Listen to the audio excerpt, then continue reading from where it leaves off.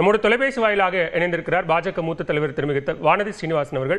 Madam வணக்கம். திரு CP ராதாகிருஷ்ணனை துணை குடியரசுத் தலைவராக அதிகாரப்பூர்வமாக அறிவித்திருக்கிறார் திரு ஜே பி நட்டா. இது தமிழர்களுக்கான அங்கீகாரமா, அரசியல் கணக்கா?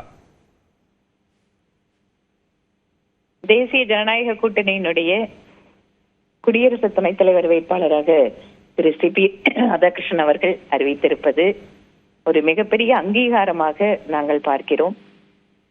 ஒரு மிக நீண்ட அரசியல் அனுபவம், பொதுவாழ்விலே தூய்மை என்று தனக்கென ஒரு தனி ஒரு அடையாளத்தை உருவாக்கி இருக்கக்கூடிய திரு சிபி ராதாகிருஷ்ணன் அவர்கள் அந்த பதவிக்கு மிகவும் பொருத்தமானவர்.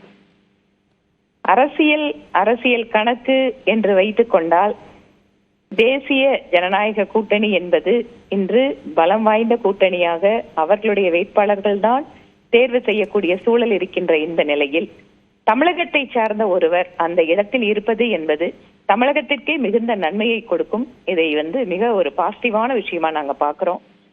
குறிப்பாக திரு சிபி ராதாகிருஷ்ணன் அவர்கள் கொங்கு மண்டலத்தை சார்ந்த ஒரு தலைவர், அவர் இந்த உயர்ந்த பதவிக்கு செல்வது அத்தனை பேருக்கும் எங்களுக்கு மகிழ்வை கொடுக்கிறது. மிக்க நன்றி திருமிகு வானதி ஸ்ரீனிவாசன். இணைப்பில் கருத்துக்களை பகிர்ந்து கொண்டமைக்கு நன்றி. நம்மோடு